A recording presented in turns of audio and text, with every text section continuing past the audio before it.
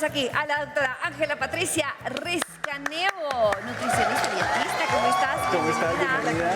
Y doctor Juan Zúñiga, ¿cómo están? Bienvenidísimos. Bienvenida. ¿Cómo estás? Hola, yo me atraveso. Hola, ¿cómo te va?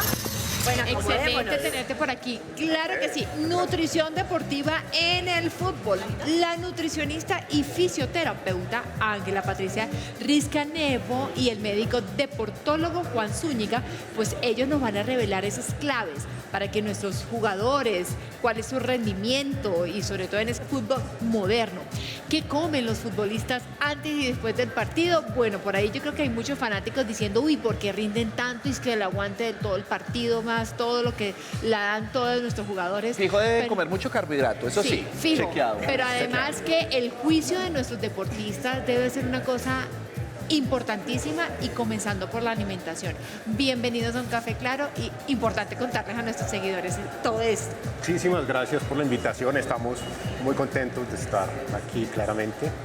Y pues, entendamos cómo conocerlos a funciona ustedes. la Gracias. ciencia hoy en día, la ciencia, la tecnología a disposición de los jugadores desde la alimentación. O sea, realmente todos sabemos que somos lo que comemos, que el alimento más allá de lo sabroso, delicioso que pueda ser, esto es combustible. O sea, esto es energía pura y casi Tal que cual. lo que necesitamos es entender que más allá del gusto y más allá de la ricura de los platos, hay una cosa que nos tiene que alimentar y punto, para de contar. es. Y eso es lo que piensan los deportistas, ¿o no? Pues miren, les digo una cosa, los deportistas per se tienen que ser muy disciplinados y tienen que aprender a comer. De hecho, de las primeras cosas que le hacen desde niños es decirles, miren, encaminarlos por acá, deben comer esto, no deben comer esto, deben hidratarse bien, deben comer a horas y en diferentes contextos. No siempre se da la misma nutrición ni siempre se da la misma hidratación. Eso depende muchísimo de las situaciones de cada persona. Y siempre es así, individualización es lo principal, individualizar. Todos somos diferentes y tenemos cosas muy distintas.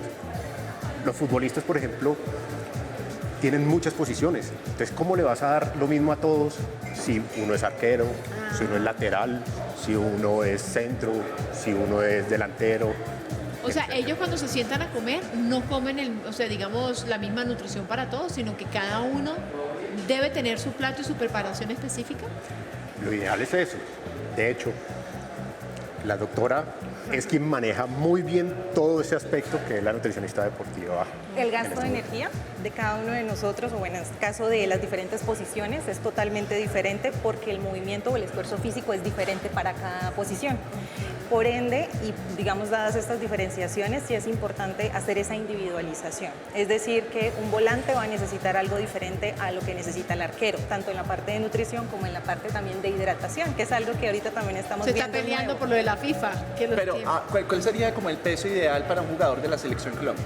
Bueno, eso sí depende. Hay algo que nosotros vemos en la parte de nutrición y es nosotros hacemos mediciones. Tú hablabas hace ratos de la ciencia, entonces en ese modelo de nutrición deportiva nosotros hablamos también de la ciencia de la composición corporal, es decir, cómo está conformado el cuerpo y depende de la posición del futbolista que hay un ideal para peso, para estatura, para músculo, para grasa, ¿sí? No todos manejan la misma composición corporal. Te lo pregunto porque también veo a un jugador de nuestra selección Colombia que está un poquito pasadito de peso. Claro, finalmente también se ve corriendo sobre la cancha y se agita. Si de pronto llega a tener alguna lesión, pues es más fácil de que se quiebre un pie o algo.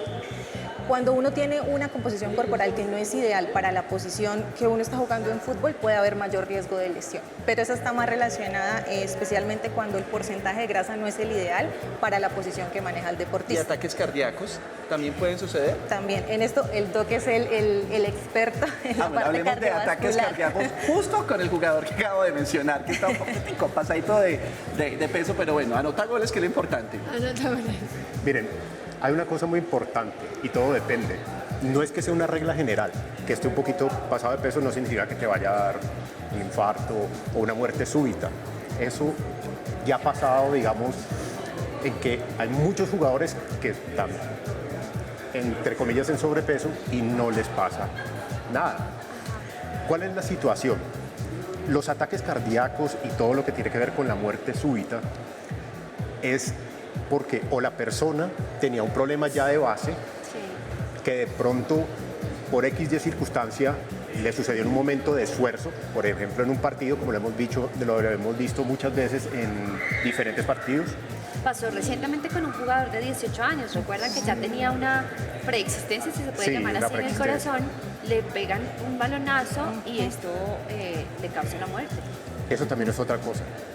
Eso, el golpe puede producir, hagan de cuenta, como un paro cardíaco en ese momento sin tener que tener un problema cardíaco.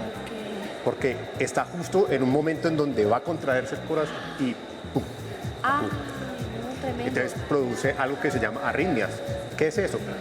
Todos tenemos una frecuencia cardíaca que va rítmicamente, pero en un momento dado se irregulariza por ese golpe. Pero normalmente cuando uno ve situaciones de muerte súbita, hay que tener en cuenta varias cosas. La primera, si es menor de 35 años, lo más común es que sea congénito, o sea, que haya nacido con ese problema. Pero cuando son mayores de 35 años, por lo general son cosas adquiridas, por ejemplo, obstrucción de una arteria del corazón. Entonces, ahí es donde tenemos que mirar y definir y diagnosticar para que no vaya a ocurrir estas cosas tan letales. Pero, por ejemplo, doctor, creo, y no sé, me corrige si estoy en un error, pero siento que los futbolistas y los jugadores siempre están sometidos a exámenes, a una rigurosidad previo a entrar a cualquier club de Claro que fútbol. sí. Entonces, allí no se detectaría todas esas fallas. La mayoría sí, pero hay cosas que no. Y es por el esfuerzo que ellos manejan dentro del campo. Ahora, no solo es el corazón el problema. Miren, la parte de hidratación también puede presentar algunas situaciones. Por ejemplo, si tú estás deshidratado, no hay tanta agua. La sangre se compone más de agua. ¿Y qué pasa? Si tienes poca hidratación, pues el agua que va por las venas y las arterias no va a ser suficiente, primero. Y segundo, los electrolitos. El corazón funciona con electrolitos, sodio, potasio, cloro. La electricidad que se produce dentro del corazón para crear la contracción es por estos electrolitos. Y si no tienes buenos electrolitos, si O sea que están bajos, valiosas las puedes pausas llegar. de hidratación. Sí. Lo que ha hecho la FIFA, que ha sido muy criticado. Exactamente. Lo que pasa es que hay que saber el trasfondo de las situaciones. Hay que saber el trasfondo. Ellos están en un clima Muy terrible. Miren, están en este momento en verano. La humedad, el calor, la temperatura, Lo eso puede comentan, producir. 41 a 43 grados. Ángela, a mí me ha generado siempre mucha curiosidad un jugador, ¿cuál es el tiempo que debe tener en cuenta a la hora de entrar a la cancha? Porque claro, uno finalmente los ve con mucha energía, pero uno dice, ¿será que comen media hora antes, una hora antes? Bueno, eso depende mucho. Hay algo en nutrición deportiva y se le llama timing nutricional, que es lo que tú mencionas. El timing nutricional son esos momentos idóneos en los cuales cada deportista debe ingerir algo para mantener un buen nivel de energía, ¿sí? Entonces el timing nutricional puede ser el antes, el durante y el después en este caso. El antes puede ser desde toda la preparación pretemporada, luego ya viene la temporada. Ese antes puede incluso ir desde 15 minutos, 5 minutos. Hay deportistas que tienen como tal esa estrategia. Entonces eso sí se individualiza. Entonces puede ir desde una hora, media hora antes también la comida, 15 minutos, 10 minutos antes, dependiendo de lo que ya haya probado antes. Es decir, cada deportista, en este caso cada futbolista, también dependiendo de la posición, también qué tanto se vaya a mover, qué tanto movimiento haya en su posición, requiere un poquito más de energía, como les comentaba hace instantes. Y en el medio tiempo, lo pregunto porque claro, normalmente conocemos que siempre se hidratan, pero Sí. tras bambalinas nunca sabemos si en realidad también pueden comer. Sí. De hecho, se recomienda. Antes solo se tenía el medio tiempo, como tú lo mencionas. Entonces estaba esa ventana de 45 minutos, ya pasaron los 45 minutos, tenía esa ventana del entretiempo, pero no tenía más. Y ahorita con las pausas de hidratación, en esa hidratación puede venir carbohidratos, ¿sí? Es decir, hidratantes. Sí, porque yo Tienes- veo que solamente abren como un compartimiento y se los entregan, pero no es como- Entonces, no solamente es agua, sino vienen electrolitos y en algunos casos, dependiendo de lo que haya ensayado el deportista, pueden venir carbohidratos, como en las bebidas hidratantes, y eso le va a dar energía. Ahora, yo quiero preguntar por el tema de la temperatura corporal. Ellos son una máquina, o sea, están seguramente muy, muy calientes, incluso cada vez más con los estudios que han hecho, corren muchísimo más, hacen muchos más kilómetros, muchos de los jugadores, evidentemente no el arquero, pero quiero preguntarte por ese chalequito que les ponen con hielos, supongo que Sí. es eso, ¿ese choque de temperatura no es nocivo? Miren, eso ya se ha estudiado y lo que trata de hacer es bajar precisamente la temperatura corporal lo más rápido posible. ¿Qué pasa? A medida que va aumentando la temperatura del cuerpo, claramente pues por el medio ambiente en el que están, que es bastante complicado, ¿qué pasa? Que ellos van bajando poco a poco su rendimiento y también van teniendo otras situaciones. Por ejemplo, el pensamiento ya no es muy claro cuando hay mucho calor, hay deshidratación, hay mucha humedad. Entonces eso también produce que uno no pueda estar tranquilo y aparte de todo te vas fatigando más rápido. Hay quienes dicen, bueno, pero si en Estados Unidos ahora que están en verano les dan agüita, entonces cuando les toque en Bolivia, en La Paz, les van a dar un tetico, pues para que se calienten. No, Hay oye, otra pero imagen, le una favorece imagen a que se Colombia, volvió- le favorece a Colombia ahorita que va a Vancouver, que está en Vancouver. En Vancouver ya. Vancouver, ¿Le ya, favorece está. más el clima entonces? Sí le favorece y espero que haya cada vez investigado más esa parte. ¿Qué significa eso? Vancouver es una ciudad que queda bastante cerca también al mar y también la situación es que a veces, así sea Canadá, el frío también o el calor puede producir disminución de la hidratación. Hay una cosa que llaman pérdidas insensibles, como cuando uno sale en la mañana y empieza a botar el vapor. Ah, sí. Eso también son pérdidas insensibles y ahí te estás deshidratando y no te das cuenta. No sé si vieron ustedes también a esta semana a través de las redes sociales que se viralizó una imagen de Richard Ríos antes de entrar a la cancha. Él estaba inhalando algo y también estaba inhalando, por decirlo de alguna manera, en sus ojos. Se lo estaba aplicando en sus ojos. Todo el mundo le estaba Sí, sí, estaba preguntando qué haciendo- yo finalmente dije- estaba haciendo porque Así no es. entendíamos si eso que es hidratación, es una forma como para abrir un poco más los pulmones. ¡Viva Perú! Vida pro, ¿por qué no? Hay diferentes cosas que se aplican, eso ya es muy interno. Eso, decirlo, pues, eso tendríamos que estar allá adentro, primero que todo para mirar. Pero es probable que sea qué, ¿para qué? Hay muchas cosas y pues es preferible mantener ese tipo de cosas allá. ¿Qué pasa? Esos no son trucos ni nada malo ni para que ustedes lo tengan en cuenta porque les hacen exámenes de todo, entre ellos antidopaje. Sí, claro. La cuestión es que todo eso ayuda, por ejemplo, a vasodilatar o a, por ejemplo, a tener mejores capacidades. O puede estar la respiración. respiración afectada. Hay muchas cosas que lo pueden hacer.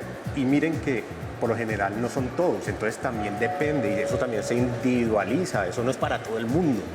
¿Qué significa eso? No, a todos no los pueden medicar igual, mejor dicho. Ok, pero volviendo al tema de la comida. Ya Carlitos preguntaba sobre lo que comían antes, lo que comían durante, pero yo quiero preguntar lo que es prohibido, lo que definitivamente no exacto. recomiendan que coman los jugadores o incluso en casa. Si tenemos un competidor en casa, mejor no le dé qué antes de una competencia. Bien. Entonces, los alimentos los obtenemos o los recibimos nosotros para obtener energía, en este caso, para tener energía. Pero en ciertos momentos, cuando hay esfuerzo físico, hay ciertos alimentos que no se recomiendan tanto porque pueden interferir con el desempeño o el rendimiento en general deportivo, ¿sí? Entonces, cercano a una competencia no se recomiendan alimentos que sean muy altos en fibra. ¿Por qué? Porque eso puede aumentar, en este caso, la parte de digestión y puede darnos ganas de ir al baño o al deportista le pueden dar más O ganas de ir sea, al la baño. avenita, avena, pues el carbono, No. mejor no. La arepita de Se nos puede dañar el fibra. partido, Pau. Se nos puede cagar el partido. Literal. Literal. Entonces, alimentos que tienen mucha fibra, entonces, por ejemplo, una ensalada enorme o la avena, como tú lo mencionas. Alimentos sí o sí que el deportista haya identificado que no los toleramos muy bien, totalmente prohibidos.